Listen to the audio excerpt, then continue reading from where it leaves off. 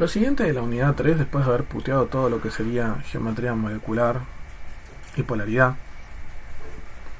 es lastimosamente fuerzas intermoleculares. Acá lo que vamos a hacer con las fuerzas intermoleculares son varias cosas. Uno, clasificarlas, o sea, en cuál es más fuerte, cuál es más débil, etcétera. O sea, compararlas entre sí en distintas situaciones. Dos, calcular no, tipo, analizar la solubilidad, obviamente de un soluto en un respectivo solvente. Y tres, no menor, y lo que a todo el mundo le interesa, puntos de fusión y ebullición, pero eso ya no es solamente con fuerzas intermoleculares, sino que también tenemos en cuenta las sustancias iónicas. Porque esa pausa, ¿no? Fuerzas intermoleculares no son ni más ni menos que las fuerzas de interacción entre las moléculas, ¿bien? Existen, se podrían clasificar en tres. Obviamente, tipo, si uno se pone a leer, va a leer que hay muchas cosas más, nos van a mencionar fuerzas de Van der Waals y otras cosas más, ¿no? Pero, yendo un poco a lo nuestro directo, tenemos tres: puente de hidrógeno, dipolo-dipolo, London. Nunca les van a pedir cuándo ocurre cuál, o sea, en el sentido, no es que cuándo ocurre cuál, sino la descripción de cómo ocurre cada uno. Yo se los voy a mencionar rápido simplemente por cuestión de que sepan identificarlo, no solamente, si ocurre esto y ya está. Puente de hidrógeno, bien, se llama así exactamente porque literalmente ocurre un puente entre un hidrógeno y una molécula. ¿Cómo? Primero y principal, siempre para analizar fuerzas intermoleculares uno analiza una molécula con una copia de sí misma. O sea, no puedo analizar agua con, yo qué sé, metano. No, agua con agua, metano con metano, etc. Ahora, el puente de hidrógeno ocurre nada más en tres casos específicos: cuando el hidrógeno está unido a nitrógeno o a oxígeno o a flúor. ¿Cuál es el tema de eso?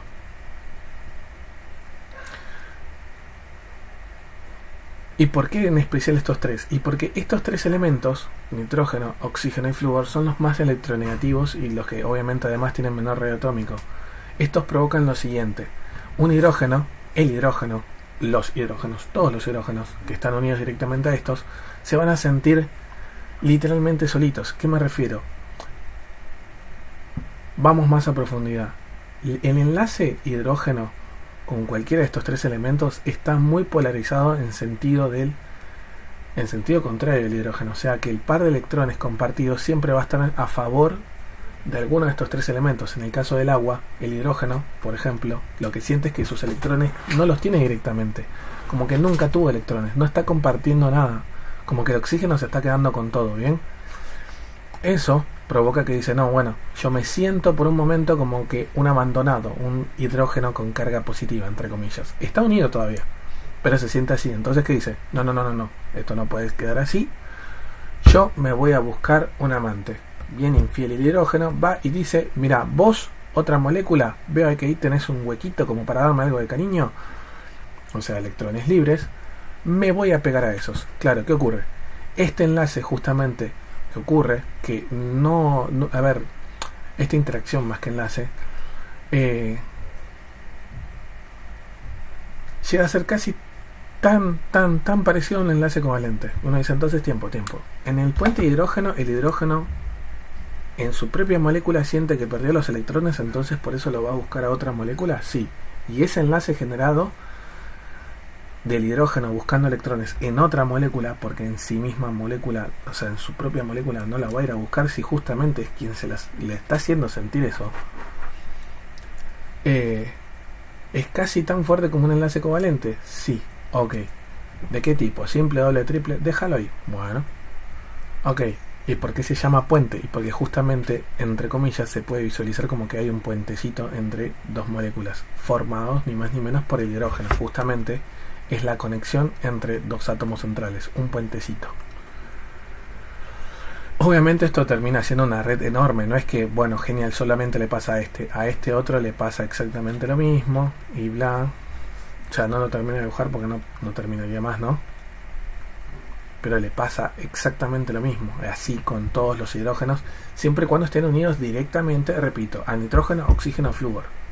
Alguno de esos tres. ¿Qué me refiero? Por ejemplo, el amoníaco tiene puente hidrógeno, el agua tiene puente hidrógeno, el ácido fluorhídrico tiene puente hidrógeno. Bien. Ahora, irónicamente, y acá es muy importante hacer la Lewis para confirmar que el hidrógeno está unido directamente. Irónicamente, por ejemplo, el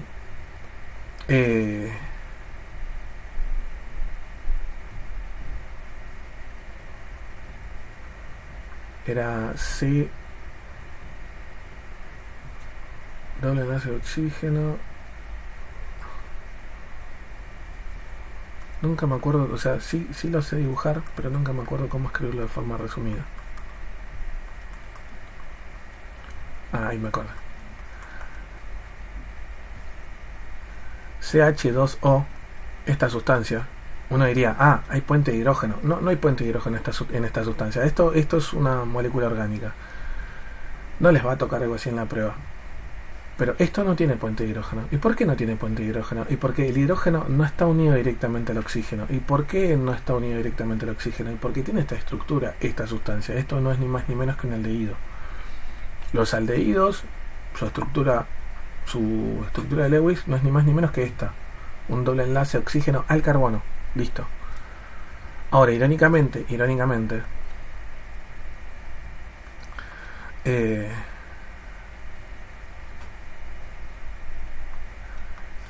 no.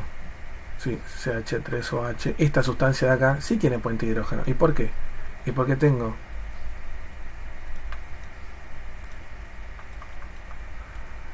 tres hidrógenos, que a ver, no lo voy a resumir porque si no ustedes van a quedar con cara de ¿qué? ¿Cómo que tres hidrógenos? Ahora sí, creo que les va a gustar un poco más. Tengo tres hidrógenos unidos al carbono, genial, y obviamente un oxígeno unido al carbono. Ahí no hay puente de hidrógeno. En este pequeño espacio sí hay puente de hidrógeno. ¿Y por qué? Y porque tengo hidrógeno unido directamente al oxígeno. ¿Qué estoy queriendo demostrar con esto?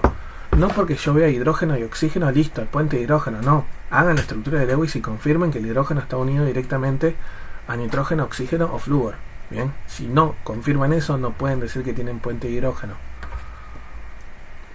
Y repito, los ejemplos son estos. Hay sustancias que tienen puente de hidrógeno teniendo los dos elementos necesarios y otros que no. Bárbaro, entonces puente de hidrógeno unido a alguno de estos tres directamente. Si no confirmo eso, no hay puente de hidrógeno. Bárbaro. Y después, ¿qué onda? El mundo se clasifica en gente tonta y astuta, ricos, pobres, clase media, cosas bonitas y un par de tragedias. Quiero creer que entendieron el guiño. Qué cantante, ¿no? O mejor dicho, qué canción. Si no tiene puente de hidrógeno, tenemos literalmente blanco o negro. O tiene dipolo o tiene London. Así de sencillo. ¿Bien? ¿Qué ocurre? Dipolo ocurre para las moléculas polares. Repito, dipolo ocurre solamente para las moléculas polares. Claro, ¿qué ocurre con las moléculas polares? Uno termina visualizando que en un lugar, entre comillas, se genera una carga positiva y en otro una carga negativa. ¿Por qué digo entre comillas positivo y negativo? Porque en realidad, si vamos a hablar con propiedad, en realidad lo que pasa es que en algún lugar se genera una alta densidad de electrones, que es justamente el extremo negativo, y en el otro, en comparación a la gran concentración de electrones, tiene una muy baja densidad de electrones que se lo puede llegar a tomar, entre comillas, como una densidad positiva. No existe en sí la densidad positiva, lo que existe son un extremo de alta densidad y otra de baja densidad. El de baja densidad, nosotros, repito, lo podemos tomar como positivo, como para poder pensar como si fueran imanes. ¿Qué ocurre? El dipolo prácticamente es literal como unir imanes. Positivo con negativo y así consecutivamente. Fin. El dipolo es eso. Ya sabemos identificar quiénes son polares. Lo hablamos en el video anterior o bueno, para los presentes hace un par de minutos. En el caso de London, claro, London se presenta cuando una molécula es no polar, ¿bien? Uno dice, pero bancada, flaco, ahí estás escribiendo, o sea, mejor dicho, está escrito, las moléculas no polares solo tienen London. Sí, y no estoy llevándome la contra, estoy diciendo que las no polares tienen London. Bárbaro. Como que solo. Ahora vamos a hablar de eso. El London, ¿cómo funciona? Claro. Algo que por ahí no mencioné mucho, pero la polaridad de una molécula es la capacidad de formar la nueva electrónica. El dipolo y las moléculas polares deforman la nueva electrónica, por eso se genera en la interacción dipolo-dipolo. ¿Bien? O sea, esa deformidad ya está hecha. La polaridad en sí es deformar la nueva electrónica. Pero las no polares no deforman la nueva electrónica. ¿Y por qué? Porque no tienen polaridad. No es que no tienen polaridad, son no polares. Entonces lo podemos pensar como que son uniformes, bárbaro. ¿Qué ocurre? Es un ciclo una y otra vez el London. Dos moléculas que no tienen deformación se acercan, cuando se acercan se repelen, justamente cuando se repelen, ¿qué ocurre? Generan una deformación momentánea. ¿Bien? ¿Qué ocurre? Se alejan y empiezan a hacer este efecto en cadena. O sea, este ciclo ocurre todo el tiempo. O sea,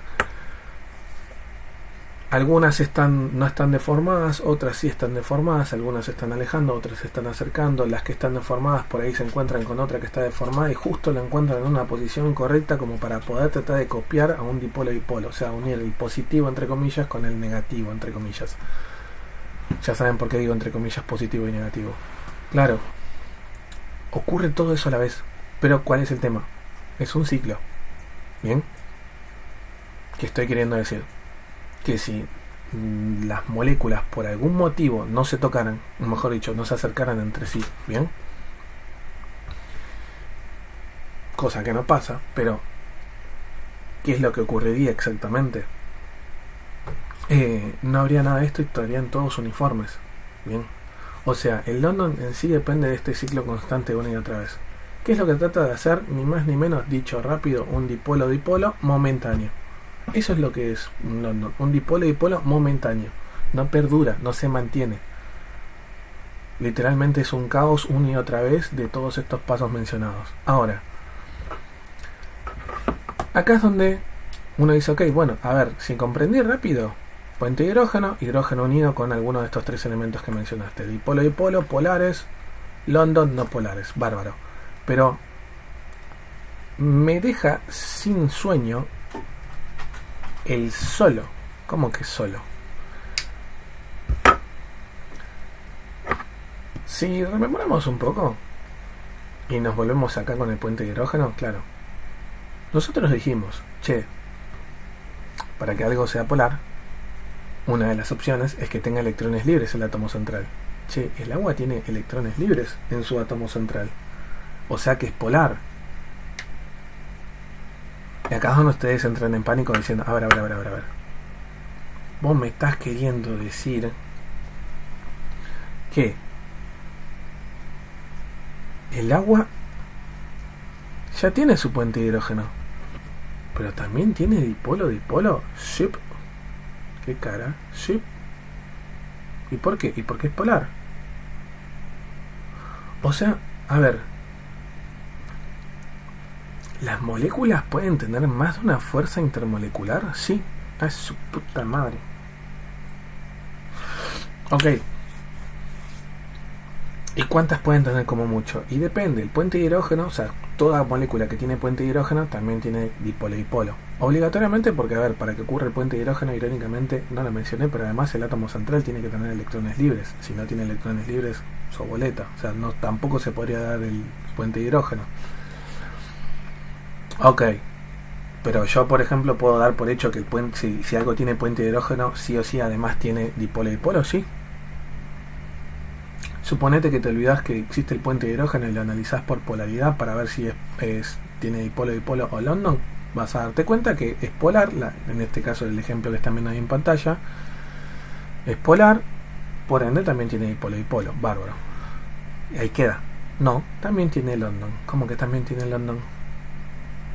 Pero si dijimos que el London es para los no polares. Y ahí está, justamente porque está escrito de esa forma. Los no polares solamente tienen London. ¿Cómo? A ver, banca, ¿cómo es eso? Los no polares solo tienen London, ¿bien? Ok. No comprendo. Yo estoy diciendo que Aquellos que sean no polares solamente pueden tener London. Pero lo que cuesta comprender es que el London ocurre nada más ni nada menos por el simple hecho de tener electrones, no porque seas no polar.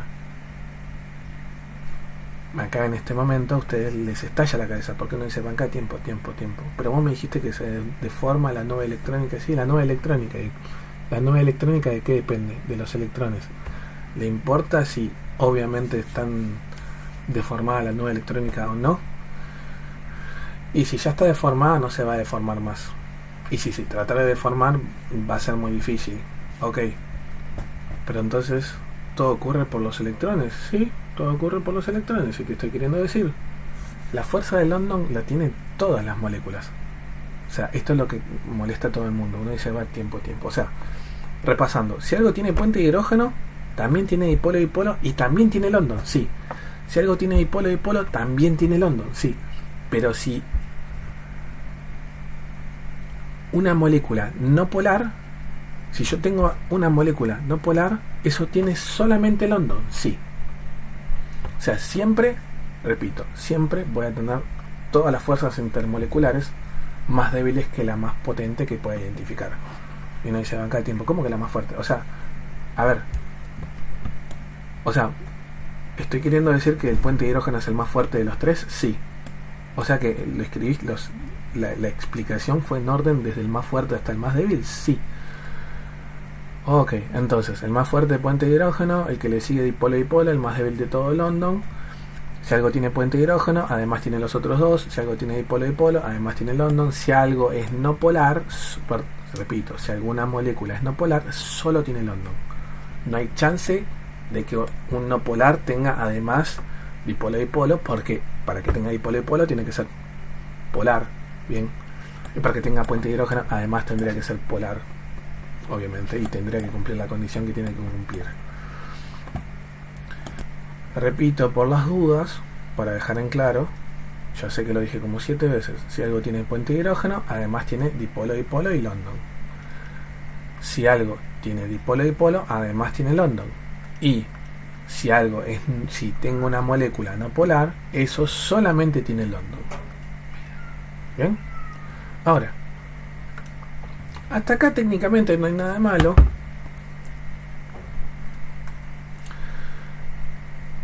Pero pasa lo siguiente. Claro, según lo que yo les dije, puente de hidrógeno es el más fuerte, bien. Seguido, puente de hidrógeno seguido de polar, y por último el más débil de todos, no polar. Bien, ahora voy a cambiar un poco esto de acá porque si no sobreexagera demasiado.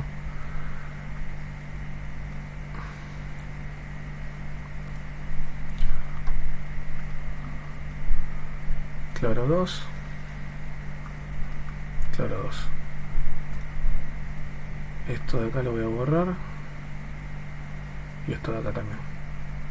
Esto de acá lo voy a borrar todo. Pasa lo siguiente, claro. Supongamos, estoy en la prueba y por algún motivo me dicen, no, bueno, tenés que escribir la estructura de Lewis o el nombre de aquella sustancia que tiene mayor fuerza intermolecular más grande. Claro. Ok, o sea, tengo que me dan una terna o una cuaterna. No sé cómo se dice cuaterna con la terminación, ¿no? Me dan 5 sustancias, 6, 7, no me importa la cantidad, no van a ser nunca tan grandes, a lo mucho van a ser 4, se los digo en serio. Ya 5 o más ustedes estarían palidando y sudando frío prácticamente.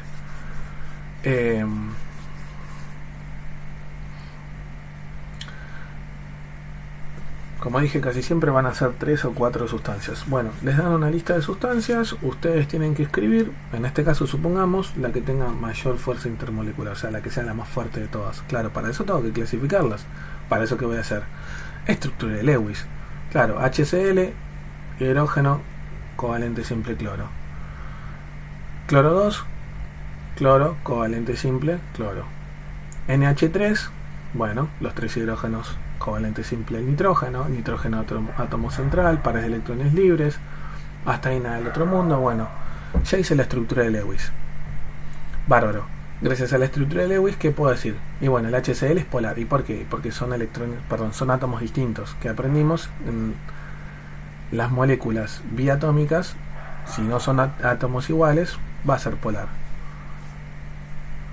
Claro, el cloro-cloro, como son iguales, es no polar. Y por último, el NH3, veo pares de electrones libres en el átomo central, polar de acá a la China. No hay que dudarlo. Bien, ahora, hasta ahí nada más analicé la polaridad. Pero ahora vamos a analizar fuerzas intermoleculares, ¿no? Claro, el HCl tiene dipolo-dipolo. Por eso también ahí que dice D-D resaltado en verde, ¿no? Dipolo-dipolo. Bárbaro. Y además tiene London. ¿Por qué tiene London? Si es polar. Remarquemos lo que dije. Siempre va a tener todas las más débiles anteriores. Ok. Dipolo-dipolo y London. Todos tienen London siempre, sí. Este es no polar, entonces solamente tiene London. Bárbaro. Y el NH3 tiene puente de hidrógeno porque tengo hidrógeno unido a nitrógeno. Además tiene dipolo-dipolo y además tiene London. Bárbaro. Lo que respondería cualquiera como respuesta, o sea, como lo organizaría cualquiera desde el más débil hasta el más fuerte, el más débil de todos sería el cloro 2, quien sigue el HCl y por último el NH3. Por cuestiones de que no quiero meterme en quilombos, voy a cambiar cloro por bromo, nada más. Mil disculpas. El análisis es exactamente igual. Perdón si lo hago sobre la marcha, pero no quiero generarme problemas a futuro. Esto es para mi yo del futuro. Gracias. Yo del pasado. Bueno.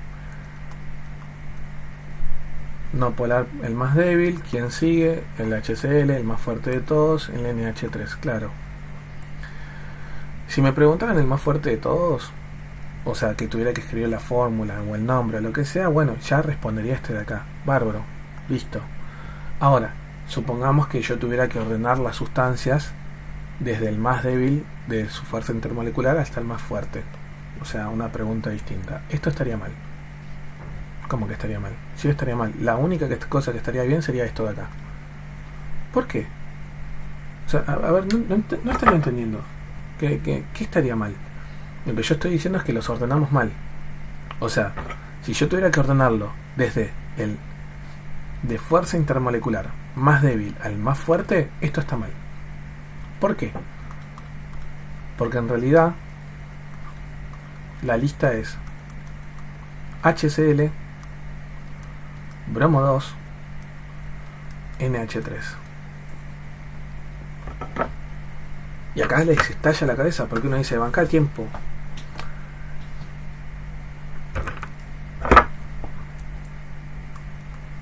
Si el primero es el más débil de todos y el último es el más grande de todos, vos estarías diciendo que algo que es polar, algo que tiene dipolo-dipolo, es el más débil de todos en esta situación.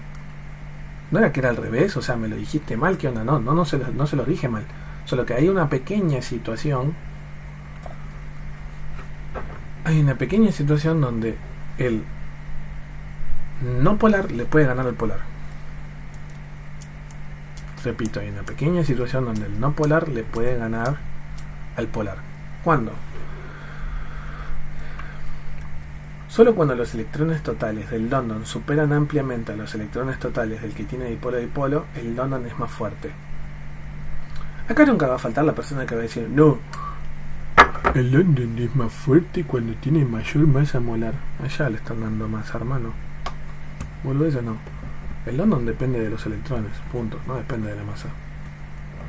Cualquiera que les dijo no, depende de la masa, no tenía ganas de explicarles bien. Si no, agarran, vayan y lean un libro como corresponde. Segundo, y no menor, ¿no? No sabemos qué es la masa molar todavía, no tocamos la unidad 4.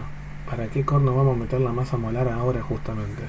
No, pero en mi cátedra ya lo vimos, me alegro, igual está mal justificado. Anda a hablar con cualquiera que sepa de química inorgánica y te va a decir, ja, papito, ándale.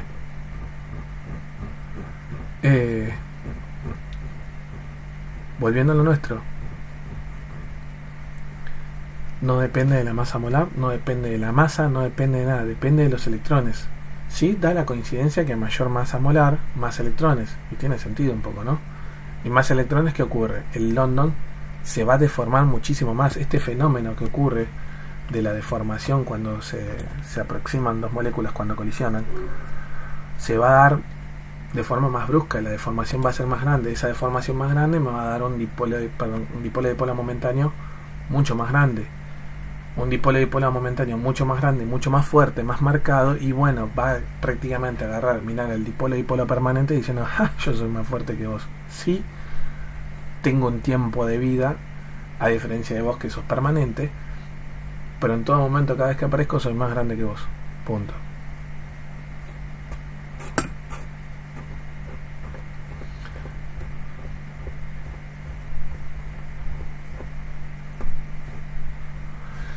Ahora, claro, uno dice, ok, pero ¿cómo me doy cuenta yo eso, no? El puente de hidrógeno sigue siendo el más fuerte de todos. Fíjense que eso sí se mantuvo. Ahora, ¿cómo me doy cuenta que se invierte esto de acá? Calculo los electrones totales. ¿Y cómo calculo los electrones totales, profe? Para calcular, como dije, los electrones totales, hidrógeno. Y bueno, a ver, el hidrógeno, me voy a la tabla periódica. No sé si la tengo acá la tabla periódica. No, no la tengo acá la tabla periódica. ¿No la tengo acá? No, no la tengo. Bueno. Cuando voy a la tabla periódica, el hidrógeno me marca que tiene un solo electrón total. El cloro 17. 1 más 17. 18 electrones. Bárbaro. Ahora, bromo 2. Ahora sí tengo la tabla periódica. Bromo me marca que tiene 35 electrones cada átomo. Y bueno, 35 por 2, 70 electrones. Bien. El puente de hidrógeno, repito, no entra en esta contienda. Entonces, repasando. El puente de hidrógeno es el más fuerte de todos. Ahora, en el caso de, repito, en el caso de polar y no polar, si me pasa lo que estoy viendo en pantalla, que los electrones totales del no polar ganan muy ampliamente, a ver, uno es 18, el otro 70, prácticamente casi 3,5 veces, no sé si 4, no me pongo a hacer cuentas ahora, ¿no? Casi 4 veces lo que tiene el HCl. ¿Bien? Le está ganando por goleada. Y uno dice, pero no puede haber, decirme un número a partir de qué cierta cantidad está ganando, o sea, le está superando ampliamente en electrones. Tienen que ser, o sea, situaciones así. Nunca a ustedes les va a pasar, yo qué sé, por ejemplo, invento, ¿no? Fósforo cloro 3 con yodo 2. Algo así nunca les va a pasar, ¿bien? Porque en esta situación realmente ustedes no podrían decirme cuál es más fuerte que el otro. El yodo 2 tiene como 100 electrones, 106 si no me equivoco. Y el fósforo cloro 3 tiene como 80 electrones en total. Y encima es polar. O sea, es la peor de las situaciones que les podría pasar a ustedes en la prueba. Directamente estas situaciones no les va a pasar, ¿bien? Por eso digo que siempre van a que pase esto, que el no polar le gane al polar, van a ser donde los electrones totales hay una diferencia muy grande, muy abismal. No van a ser ni 10, ni 15, ni 20. Van a ser 30 electrones, 40, valores así. Si la diferencia ya podría decirse que es, sé que no me gusta decirlo, y estoy tratando de evitarlo, pero si fuera menor a 20 electrones en total la diferencia, y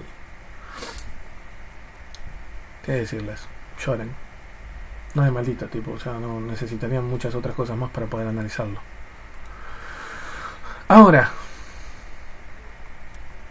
claro, en forma de procedimiento, podríamos decir que a la hora de clasificar fuerzas intermoleculares, como ya dijimos, puente de hidrógeno es el más grande. Entre dipolo-dipolo y London, repito, entre dipolo-dipolo y London,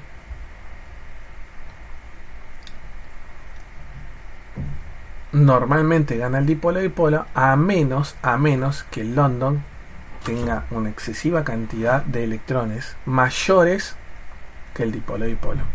Bien, Bárbaro. Ahora, punto de fusión y ebullición. Y hacemos un ejercicio un par de ejercicios para que puedan ver cómo se aplica todo esto. Punto de fusión y ebullición, claro. Acá es donde ustedes todos palidan y tienen miedo. Lo único que tienen que comprender es que lo que aprendimos recién, ahora le sumás que el más fuerte de todos son las iónicas. Listo. Fin. Literal, no hay nada más que analizar. Como van al tiempo, ¿qué? O sea que para analizar puntos de fusión y ebullición, lo mismo que si fueran fuerzas intermoleculares, solo que ahora sí puede incluir las iónicas, sí, y las iónicas son las que mandan, sí.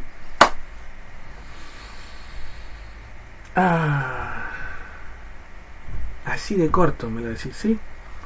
O sea, por ejemplo, esas tres sustancias que están ahí abajo a la izquierda, CH4, PH3, NaCl. El mismo quilombo de siempre. CH4 tendría que ser la estructura de Lewis para poder fijarme si es polar o no polar. PH3, estructura de Lewis para saber si es polar o no polar. NaCl, no hago la estructura de Lewis porque es iónico, punto, ya está. En serio, queda ahí, iónico. Bárbaro, polar, no polar, iónico. El no polar tiene London, el polar tiene dipolo y London, el iónico tiene iónico, bárbaro. Si yo tuviera que clasificarlos de menor a mayor punto de fusión o de ebullición, ¿cambia en algo si es fusión o ebullición? No cambia en nada.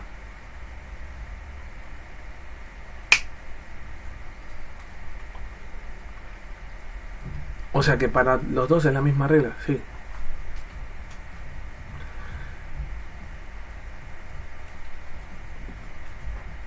El más fuerte de todos sería el iónico, sí, por eso está al final de toda la lista. Repito, estoy ordenándolo de menor a mayor. El mayor de todos sería el iónico. El que le sigue sería el pH3. ¿Por qué? O sea, ¿por qué en esta situación el polar gana? Y porque si calculamos electrones totales, el no polar tiene apenas 10 electrones y el polar tiene 18. Encima es polar por electrones libres. La polaridad por electrones libres es la más fuerte de todas. Entonces, no solo le está ganando en electrones, sino también que es polar. Le está ganando por goleada al pobre no polar. O sea, el no polar no tiene chance en esta situación de romper los quinotos. Sí se mantiene como el más débil. No se invierte en la situación. Listo. Y si hubiera algo con puente de hidrógeno, y bueno, estaría entre el polar y el iónico. El iónico no pierde ante nada. A ver. Espero que con esto se entienda un poco mejor. Ok, bueno, perdón si soy redundante, pero si soy redundante es porque por lo visto para algunas personas no lo expliqué bien. No es queja, remarco, no es queja. El más fuerte de todos, si solamente hablamos de fuerzas intermoleculares, es el puente de hidrógeno, ¿bien? Normalmente seguido del dipolo-dipolo y por último el London, ¿bien? Ahora, hay una situación donde esto cambia de lugar, ¿bien?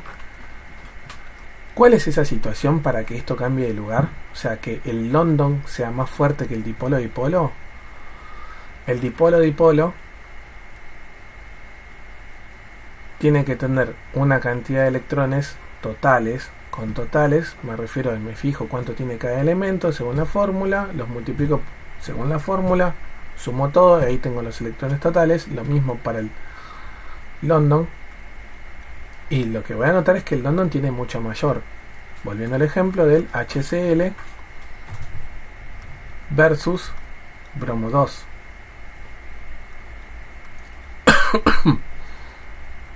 El HCl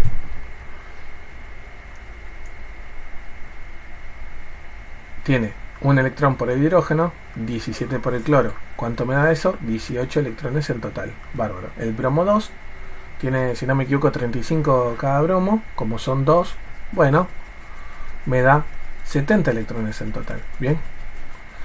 Ahora, hay otras cosas a tener en cuenta, sí, que las otras condiciones que no mencioné, pero no son menores, es que el dipolo-dipolo tiene que ser sin electrones libres para que ocurra todo esto. Para que el London le gane el dipolo-dipolo, el dipolo-dipolo tiene que ser sin electrones libres. Pero remarco, normalmente es el más fuerte, puente de hidrógeno,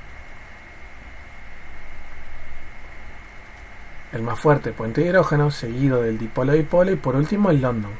El London y el dipolo-dipolo son los únicos que pelean, ¿bien?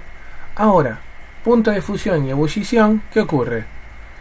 Viene el iónico y dice: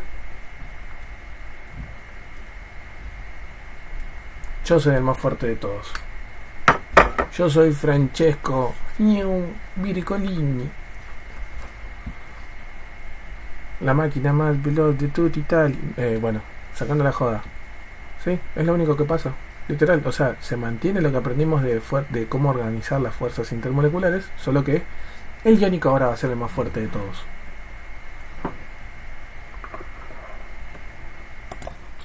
Vamos a hacer este ejercicio que, si bien, a ver, es de final, pueden tomarles algo así en una prueba, sinceramente, en un parcial. Me dice: yo sé que se ve muy mal, voy a tratar después de mejorar la calidad de todas estas cosas. Dadas las fórmulas de las siguientes sustancias, SO2, HCN, que esto es el ácido cianhídrico, calcio cloro 2, silicio hidrógeno 4 y hierro NO2, 2. Indicar A.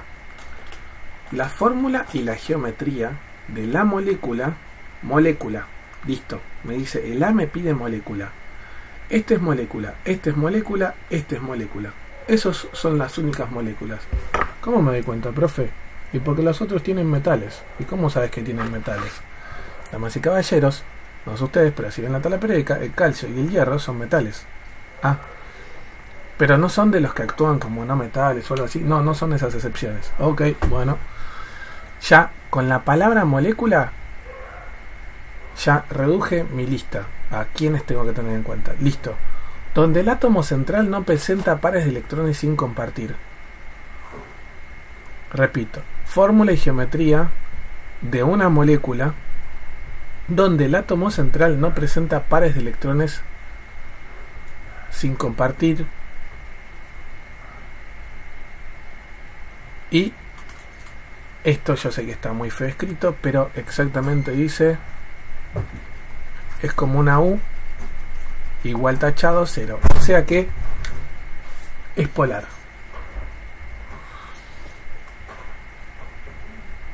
Algo cuyo átomo central en español tiene electrones libres, porque me dice átomo central no presenta pares de electrones sin compartir, o sea, no tiene electrones libres. Ah, no, venga. Uy, qué juego de palabras, Átomo central que no presenta pares de electrones sin compartir.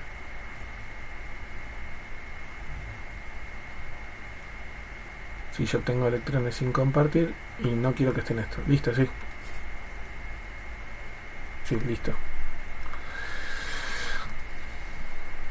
Prácticamente, sí, como dije, no tiene que tener electrones libres. Ahora sí. En español, algo que sea molécula. Fíjense que tengo que leerlo tranquilo. Molécula que no tenga electrones libres, no presenta electrones sin compartir, y además que sea polar. Silicio y hidrógeno 4 queda descartado. Si ustedes hacen la estructura de Lewis, les queda esto.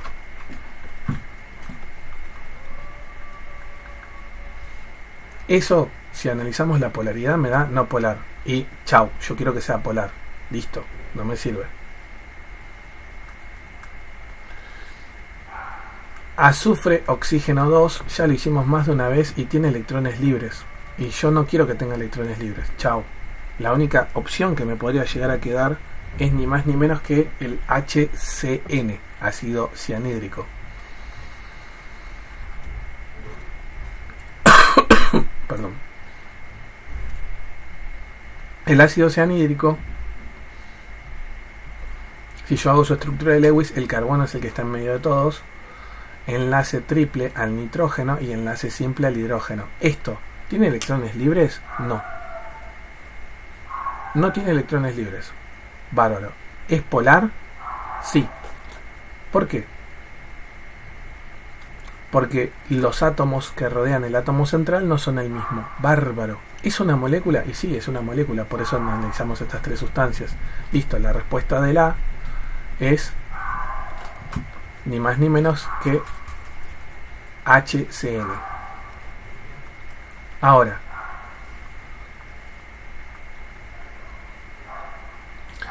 ¿qué geometría tiene? Geometría molecular. Si no me aclaran, yo tomo que me piden la molecular lineal. Bárbaro. Voy al B. Leo el enunciado tranquilo. La fórmula de la sustancia cuyas moléculas solo presentan fuerzas de London. A ver, vuelvo con lo mismo. Moléculas. Si me dice moléculas, ya está. Ya analizamos hace un momento quiénes eran polares y no polares. ¿Bien? Y para que solamente tenga fuerzas de London, ¿qué ocurre? Repito, para que solo tenga fuerzas de London significa que es no polar. De todas estas sustancias, ¿quién era no polar? Silicio, hidrógeno 4.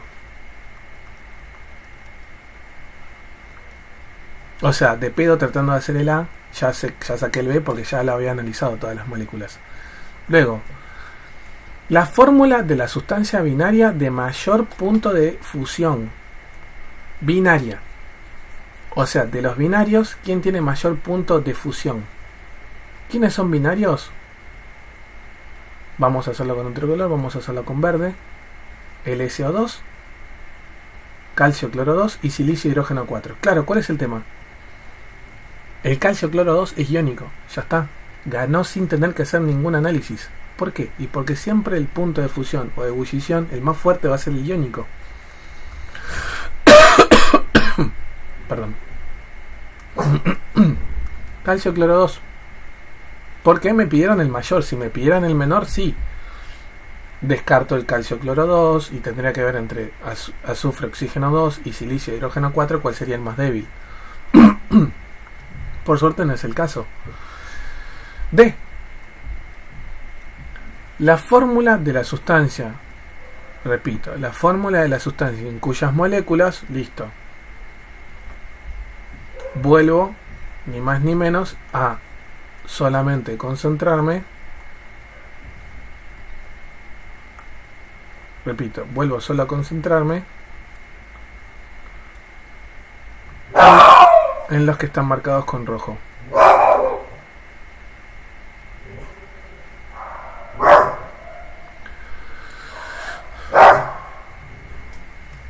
¿Por qué? Porque me dijeron nuevamente molécula.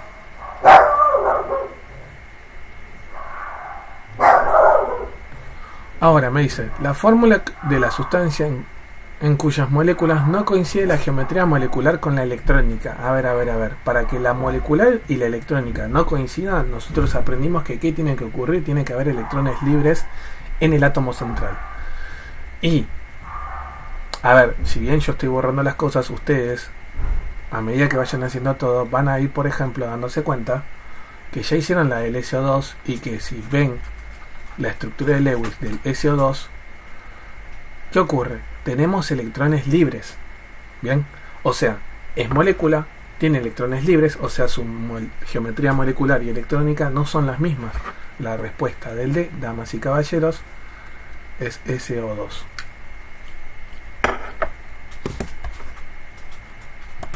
El último tema que, a veces lo evalúan como un ítem, pero está en las pruebas, ¿bien? Es el tema de la solubilidad. La solubilidad es medio bizarra porque su definición, para uno analizar solubilidad entre soluto y solvente, uno analiza fuerzas intermoleculares nuevamente. Perdón si ahora se escucha completamente diferente mi voz, pero bueno, es lo que hay, ¿no?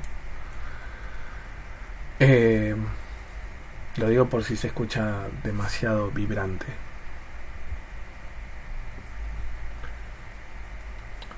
Continuando. Las fuerzas intermoleculares son muy importantes para la solubilidad, pero irónicamente la única definición que uno tiene para solubilidad es que algunos dicen lo siguiente: lo similar disuelve lo similar, algunas cosas así, nunca me lo acuerdo de esa forma. Siendo más precisos, la solubilidad se da cuando las fuerzas intermoleculares son afines entre sí. Dicho más sencillo, son las mismas o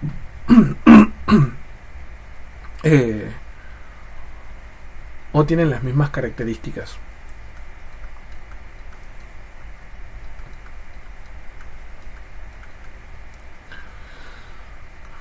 Claro, ¿qué hay que comprender? La solubilidad analiza cuando yo quiero agarrar algo y disolverlo en agua, ¿no?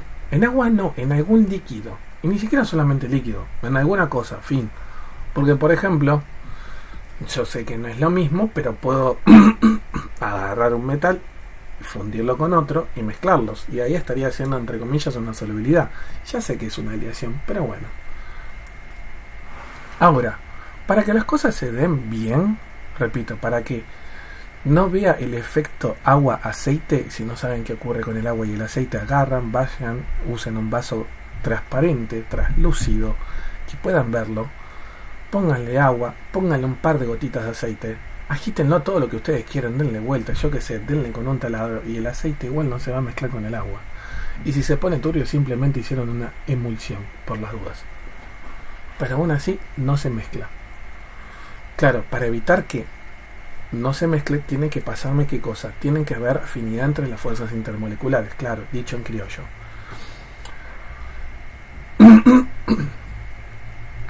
Agarrándomela con el ejemplo de recién, agua y aceite, ¿por qué no se mezclan? Porque el aceite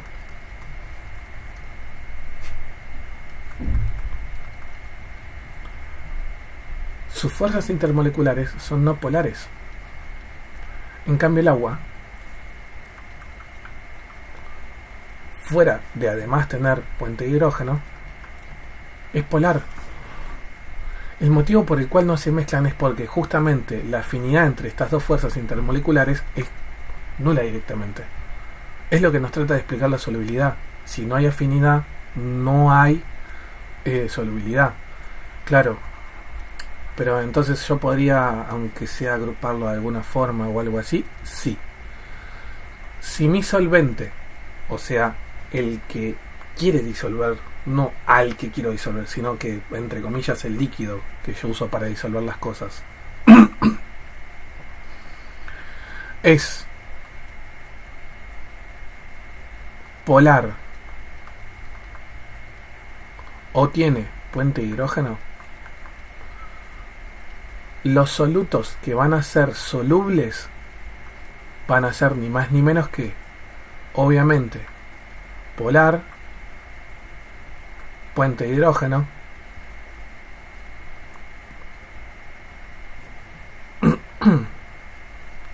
e irónicamente sustancias iónicas,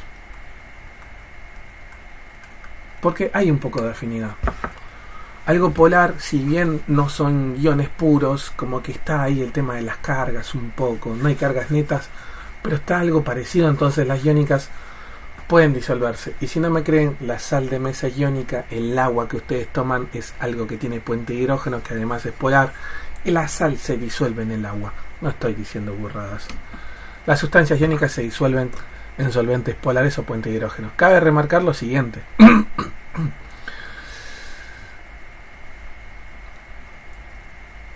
Irónicamente, si nos ponemos sustancia por sustancia a analizar,